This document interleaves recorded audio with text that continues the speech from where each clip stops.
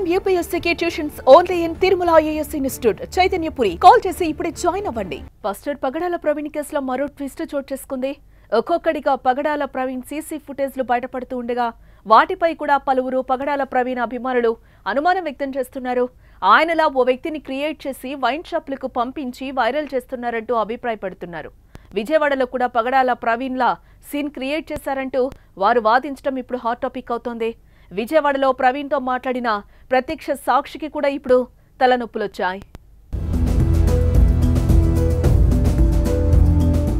గత నెల 24న సాయంత్రం 5:20 రామవరప్పాడు రింగుకు కొద్ది దూరంలో బైక్ ఆపి పక్కనే రోడ్డు పక్కన ప్రవీణ్ కూర్చున్నారు. అప్పటికి ఆయన ప్రమాదానికి గురై ఉండడం, బండి హెడ్లైట్ పగిలిపోవడం, తీవ్ర అలసటకు గురవడంతో ప్రవీణ్ను స్థానిక ట్రాఫిక్ ఎస్ఐ గమనించి మంచినీరిచ్చి పక్కనున్న పార్కులో కూర్చోపెట్టారు. సాయంత్రం 5:30 నుంచి రాత్రి 8:30 వరకు అక్కడి పార్కులో విశ్రాంతి తీసుకున్నారు.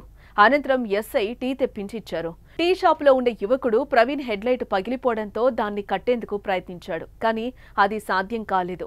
తర్వాత తన బైక్ పై రామవరప్పాడు రింగు మీదుగా ప్రవీణ్ వెళ్లిపోయారు. ఈ విషయం 2 రోజుల కిందట వెలుగులోకి రావడంతో టీ షాపు యువకుడితో పాటు ప్రవీణ్ కు మంచినీరు ఇచ్చి పార్కులో కూర్చోపెట్టిన ఎస్ఐ వివరణ తీసుకునేందుకు మీడియా సంస్థలు పోటీ పడ్డాయి. వారు చెప్పిన విషయాలు సోషల్ మీడియాలో వైరల్ అయ్యాయి. దీంతో ఆ టీ షాపు యువకుడికి కొత్త తలనొప్పులొచ్చాయి.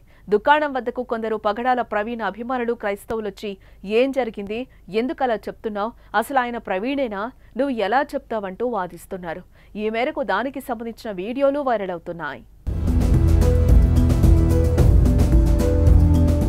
ప్రవీణ్ కు సంబంధించి తప్పుడు సమాచారం ఇవ్వద్దని ఆ యువకుడితో వారు చెప్తూ ఉండగా తాను ఉన్నదున్నట్టుగా చెప్పానని ఆయన వివరణ ఇస్తున్నాడు.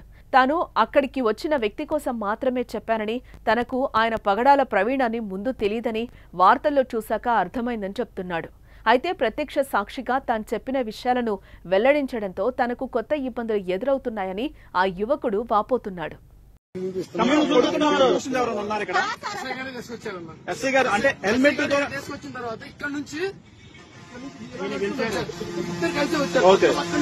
ఫ్రెండ్స్ వస్తారు చూసావా, అలాగే వచ్చారు.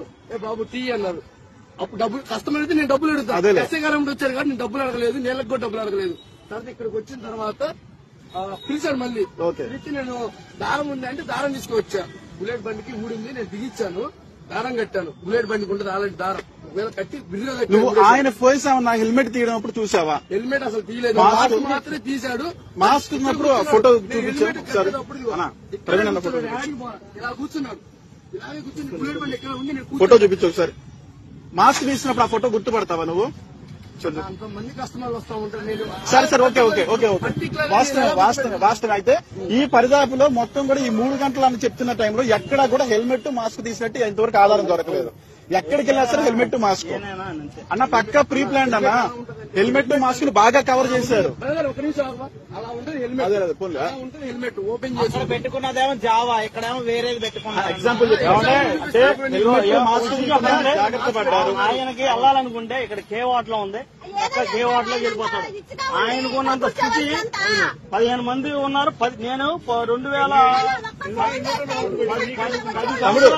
ఎవరన్నా కనుక వస్తే పక్కా చెప్పు. ఆయన ఏమి డ్రింక్ చేయలేదు, పక్కా చెప్పు.